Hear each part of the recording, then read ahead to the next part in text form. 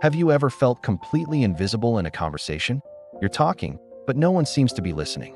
Or worse, you get interrupted, and the conversation just moves on without you. It's frustrating, and it can make you question your own value. But what if I told you that being ignored isn't about you being boring or unimportant? It's often about subtle, almost invisible signals you're sending out without even realizing it. And the good news is, you can change them. Today, we're diving deep into the psychology of being ignored, and I'll give you concrete, science-backed strategies to not just get people to listen, but to truly hear you and respect what you have to say.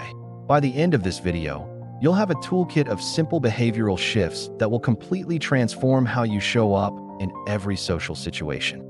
First, let's understand what's happening in the brain, both yours and theirs. Our brains are constantly filtering information. Think of it like a social media feed. It prioritizes what it deems important and scrolls past the rest. When you feel ignored, it's because your signals aren't being flagged as important. This triggers a primal part of our brain, the same part that warns us of social rejection, which for our ancestors could literally mean life or death. So that sting you feel? It's a very real, very old survival instinct kicking in. It's not you being overly sensitive, it's your brain screaming, "Hey, the tribe is leaving me behind." So what are these invisible behaviors that are causing people to tune you out? Let's start with your physical presence. Think about your posture right now. Are you slumped? Are your shoulders rounded forward? This kind of closed-off posture subconsciously communicates a lack of confidence and presence. It's like you're trying to take up as little space as possible. Another one is your tone of voice. Do you often end your sentences with a rising inflection, making statements sound like questions? This is called upspeak, and it absolutely kills your authority. It makes you sound uncertain and like you're seeking approval for your own ideas. We also have micro-movements, like fidgeting, avoiding eye contact, or nervous smiling. These little actions betray our inner anxiety and signal to others that we don't fully believe in what we're saying. Combined, these signals create a package that the other person's brain labels as low priority. It's not a conscious decision on their part. It's a subconscious filter at work. This leads us directly into the concept of low-status communication. It's not about social class or wealth. It's about the perceived power and confidence you project in a given moment. Besides upspeak, another common pattern is using too many filler words like like, and you know. These words act as placeholders while your brain searches for the next thought. But what they communicate to the listener is hesitation and a lack of clarity. It pads your sentences and dilutes your message. Another classic is the over-apology, starting sentences with "sorry to bother you, but," or "this might be a stupid question, but," immediately puts you in a one-down position. You're essentially asking for permission to speak, which undermines your credibility before you've even made your point. And this brings us to the dreaded interrupt loop. Why do people feel it's okay to talk over you? It's often a direct result of these low-status signals. When your speech is filled with pauses, filler words, and a questioning tone, you're essentially leaving open doors for someone else to jump in. A faster, more assertive speaker will see that hesitation as an invitation to take the floor. They aren't necessarily trying to be rude. Their brain just perceives a conversational vacuum and moves to fill it. You're not holding the space with authority, so someone else steps in to claim it. It becomes a vicious cycle. You get interrupted, which makes you feel less confident, which leads to more hesitant speech, which invites more interruptions. Breaking this loop is key. So how do you break it? How is respect actually formed? It's a fascinating balance between two key traits, warmth and competence, or what some researchers call dominance. We don't mean dominance in an aggressive, alpha male sense. Think of it as confident leadership. Warmth is about connection, empathy, and showing you're a friend. Competence is about showing you're capable, knowledgeable, and an ally worth listening to. You need both. Too much warmth without competence, and you're seen as a nice person, but not someone to be taken seriously. Too much competence without warmth, and you come across as arrogant or cold, and people won't want to connect with you. The sweet spot is what's called respected leadership. You're seen as both likable and capable. This is where you want to be. People listen to you not because they have to, but because they want to. Now for the practical stuff. Let's talk about simple presence boosters you can start using today. First, fix your posture. Stand or sit up straight. Roll your shoulders back and down. Imagine a string pulling you up from the crown of your head. This doesn't just look more confident.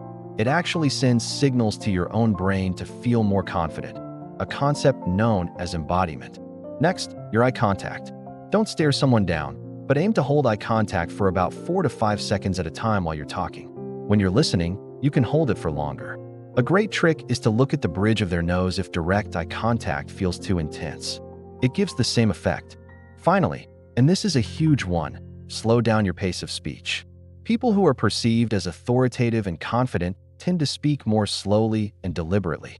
They use pauses strategically, not as a sign of hesitation, but as a tool to add weight to their words. When you slow down, you sound like you've given your words thought.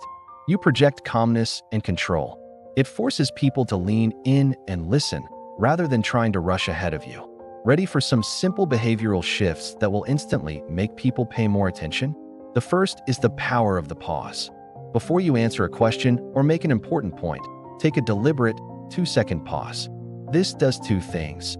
It gives you a moment to formulate a clear, concise thought, and it signals to everyone else that what you're about to say is important. It creates anticipation. People will literally quiet down and turn their attention to you. The second shift is to use declarative statements. Cut out the upspeak. State your opinions and ideas as facts. Instead of, "I think maybe we should go with option A," say, "I believe option A is the best choice." Notice the difference in authority? You're not asking for permission, you're stating your position with conviction. Finally, let us arm you with some simple scripts and phrases that command respect without making you sound like a jerk. If someone interrupts you, instead of just stopping and letting them take over, you can use a calm but firm phrase. Try saying, "Just a moment, I'd like to finish my thought." Then, pause, make eye contact, and calmly continue right where you left off. It's not aggressive, it's assertive. It sets a clear boundary. Another great technique is mirroring. If someone is speaking with low energy or seems disengaged, don't match their energy. Instead, maintain your own calm, confident energy. When you want to interject or contribute to a fast-moving conversation, don't wait for a perfect opening that may never come. Use a bridge phrase like, "That's an interesting point," and to build on that. Or, "I see what you're saying, and it makes me think about." This validates their contribution while seamlessly allowing you to introduce your own idea.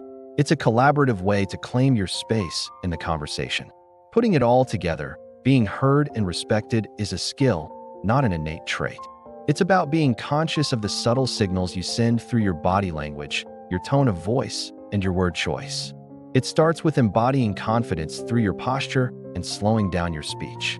It's about trading low-status habits like upspeak and filler words for clear, declarative statements. And it's about having the tools to assertively hold your ground when you're interrupted. This isn't about changing who you are. It's about removing the unintentional barriers that are preventing the real you from being seen and heard. Start with 1 or 2 of these techniques. Practice the pause. Pay attention to your posture in your next meeting. Notice how it feels. The more you practice, the more natural it becomes, until one day, you'll realize something amazing. When you speak, people are not just hearing you, they're listening. Thank you so much for watching. If you found this helpful, give this video a like and consider subscribing for more tips on communication and confidence. I'd love to hear from you in the comments. Which of these tips are you going to try first? See you in the next one.